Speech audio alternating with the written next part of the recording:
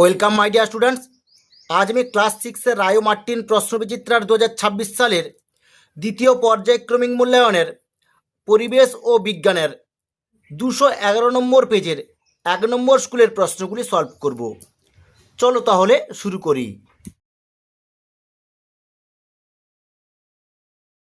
Class 6-এর Rayo Martin প্রশ্নবিচিত্রার দ্বিতীয় পর্যায়ক্রমিক মূল্যায়নের 211 নম্বর পেজের পরিবেশ ও বিজ্ঞানের 1 নম্বর স্কুলের একের দেখেছে সঠিক উত্তরটি নির্বাচন করো। একের দাগ, প্রদত্ত কোনটিতে ফসিল দেখা যায় না? এর উত্তরটা হবে এ, আগ্নেয় শিলায়। দুইয়ের দাগ, প্রদত্ত কোনটির লব্ধরাশি নয়? এর উত্তরটা হবে সি। তিনের দাগ, প্রদত্ত কোনটি স্পর্শহীন বল? এর উত্তরটা হবে এ, অভিকর্ষ বল। চারের দাগ, জলের গভীরতা বাড়লে জলের চাপের পরিমাণ? এর উত্তরটা হবে এ, বাড়ে। পাঁচের দাগ, ডান নিলয় থেকে রক্ত প্রদত্ত কোনটির মাধ্যমে ফুসফুসে যায়? এর উত্তরটা হবে এ, ফুসফুসীয় ধমনী। ছয়ের দাগ, ইলেকট্রিক ইস্ত্রি চালানো হলে কোন শক্তি কোন শক্তিতে রূপান্তরিত হয়? এর উত্তরটা হবে বি, তড়িৎ শক্তি তাপ শক্তিতে রূপান্তরিত হয়। সাতের দাগ, প্রদত্ত কোনটিতে চুনাপথর পরিবর্তিত হয়? এর উত্তরটা হবে সি, মার্বেল। আটের দাগ, নবীকরণযোগ্য শক্তির উৎস হলো? এর উত্তরটা হবে সি। নয়ের দাগ, বল ও সকেট সন্ধি দেখা যায়? এর উত্তরটা হবে সি। দশের দাগ, 1 মিলিমিটার জলের আয়তন? এর উত্তরটা হবে বি, 1 ঘন সেন্টিমিটার। 11 দাগ, রক্ততঞ্চনে সাহায্যকারী রক্তকণিকাটি হলো? এর উত্তরটা হবে সি। 12 দাগ, স্টেইনলেস স্টিল যে দুটি ধাতু মিশিয়ে তৈরি করা হয় সেগুলি হলো? এর উত্তরটা হবে বি।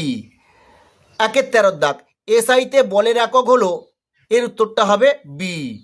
14 দাগ, অক্সানোমিটার বৃদ্ধির স্কেলটি কোন এককে অংশাঙ্কিত থাকে? এর উত্তরটা হবে সি। 15 দাগ, জমাট বাঁধা লাভাই হলো? এর উত্তরটা হবে এ। 2 দাগ, নির্দেশ অনুযায়ী উত্তর দাও। এর দাগ, শূন্যস্থান পূরণ করো। এর দাগ, 1 ঘন্টা গড় সৌরদিনের ড্যাশ অংশ? এর উত্তরটা হবে 1/24 অংশ। 2 দাগ, খাদ্য শৃঙ্খলের ফাঁকা জায়গাটি পূরণ করো। ধান, ইঁদুর, ড্যাশ বাজ পাখি? এই জায়গাটাই হবে, আমি এখানে করে দিচ্ছি, এখানে হবে সাপ। 3 দাগ, প্রশ্বাসে সাহায্যকারী একটি পেশির নাম হলো ড্যাশ? এর উত্তরটা হবে মধ্যচ্ছদা। 4 দাগ, প্রাকৃতিক গ্যাসের প্রধান উপাদান হলো ড্যাশ? এর উত্তরটা হবে মিথেন। বির দাগ, সত্য বা মিথ্যা নির্বাচন করো। বীর 1 দাগ, বিঘদ একক এর সাহায্যে মাপা হয় দৈর্ঘ্য? এর উত্তরটা হবে সত্য। বীর 2 দাগ, অস্থিসন্ধিগুলিতে অস্থিগুলি একে অন্যের সঙ্গে লিগামেন্ট নামক সুতো বা দড়ির মতো অংশ দ্বারা বাঁধা থাকে? এর উত্তরটা হবে সত্য। বীর 3 দাগ, বল ইকুয়াল টু চাপ গুণিত ক্ষেত্রফল? এর উত্তরটা হবে সত্য।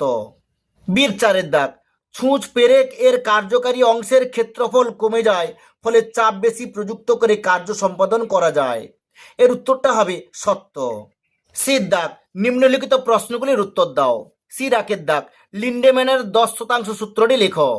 এই প্রশ্নের উত্তরটি তোমাদের পাঠ্য বইয়ের 95 নম্বর পেজে এখানে লেখা আছে, দেখো লিন্ডেম্যানের 10% সূত্র। তোমরা এখান থেকে এইটুকু লিখে নেবে। সির 2 দাগ, চৌম্বক পদার্থ বলতে কি বোঝায়? উদাহরণ দাও। এই প্রশ্নের উত্তরটি তোমাদের পাঠ্য বইয়ের 83 নম্বর পেজে তোমরা এখান থেকে এইটুকু লিখবে, চৌম্বক পদার্থ কাকে বলে, আর উদাহরণটা তোমরা এখান থেকে এইটুকু লিখে নেবে। 3 দাগ, নিম্নলিখিত প্রশ্নগুলির উত্তর দাও। 3 দাগ, লোহা ও তামার একটি করে আকরিকের নাম লিখো। এই প্রশ্নের উত্তরটি তোমাদের পাঠ্য বইয়ের 57 নম্বর পেজে এখানে দেখো, লোহার আকরিকের নাম হচ্ছে হেমাটাইট, আর তামার আকরিকের নাম হচ্ছে কপার গ্লান্স। পরের প্রশ্ন, ব্রোঞ্জ কোন কোন ধাতুর সংকর ধাতু? এই প্রশ্নের উত্তরটি তোমাদের পাঠ্য বইয়ের 58 নম্বর পেজে তোমরা এখান থেকে এইটুকু লিখে নেবে। 2 দাগ, এলপিজি ও সিএনজি গ্যাসের দুটি প্রধান পার্থক্য লেখো। উপাদানগত, ব্যবহার? এই প্রশ্নের উত্তরটি তোমাদের পরিবেশ ও বিজ্ঞান সহায়িকা রায়ো মার্টিনের 128 নম্বর পেজে এখানে লেখা আছে, দেখো এলপিজি ও সিএনজির পার্থক্য দেওয়া আছে। এখানে 2 নম্বর আর 3 নম্বর পয়েন্ট, এই দুটো পয়েন্ট তোমরা লিখে নেবে। মানে এখান থেকে পুরো এতদূর পর্যন্ত তোমরা লিখে নেবে। 3 আর 3 দাগ, পিউমিস পাথরে ছিদ্র দেখা যায় কেন? এই প্রশ্নের উত্তরটি তোমাদের পাঠ্য বইয়ের 55 নম্বর পেজে তোমরা এখান থেকে এইটুকু লিখে নেবে। 4 দাগ, নিম্নলিখিত প্রশ্নগুলির উত্তর দাও। 4 1 দাগ, একটি ফুটবলের ব্যাস কিভাবে পরিমাপ করবে? ব্যাস থেকে তার ক্ষেত্রফল কিভাবে পরিমাপ করবে? এই প্রশ্নের উত্তরটি তোমাদের পাঠ্য বইয়ের 68 নম্বর পেজে তোমরা এখান থেকে এইটুকু লিখে নেবে। পরের প্রশ্ন, ডিজিটাল স্টপওয়াচের সাহায্যে সর্বনিম্ন কত সেকেন্ড পরিমাপ করা যায়? এর উত্তরটা হবে 0.01 সেকেন্ড পরিমাপ করা যায়। 4 2 দাগ, ধনুকের সাহায্যে তীর ছোড়া হলো, এক্ষেত্রে কোন শক্তি কোন শক্তিতে পরিবর্তিত হলো? এর উত্তরটা তোমরা লিখবে এক্ষেত্রে স্থিতিশক্তি গতিশক্তিতে পরিবর্তিত হলো। পরের প্রশ্ন, খাদ্য পিরামিড ও ট্রফিক লেভেল বলিতে কি বোঝায়? এই প্রশ্নের উত্তরটি তোমাদের পাঠ্য বইয়ের 94 নম্বর পেজে খাদ্য পিরামিড তোমরা এখান থেকে এইটুকু পর্যন্ত লিখে নেবে এবং ট্রফিক লেভেল তোমরা এখান থেকে এইটুকু লিখে নেবে। 4 3 দাগ, তোমার একটি খাতার পৃষ্ঠা নাও, হাত দিয়ে পাতার পৃষ্ঠার উপরে তোলে জোরে ফুঁ দাও, কি দেখবে ব্যাখ্যা করো?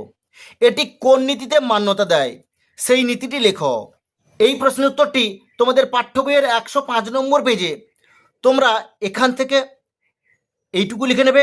আবার মানে এগুলো তোমরা লিখবে না, এইগুলো আমি কেটে দিচ্ছি, এগুলো তোমরা লিখবে না। তোমরা আবার এখান থেকে শুরু করবে, এখান থেকে এতদূর পর্যন্ত লিখে নেবে। পরের প্রশ্ন বলেছে এটি কোন নীতিতে মান্যতা দেয়? এটি হবে বিজ্ঞানী বার্নৌলির নীতিটি মান্যতা দেয়। পরের প্রশ্নতে আছে সেই নীতিটি লেখো।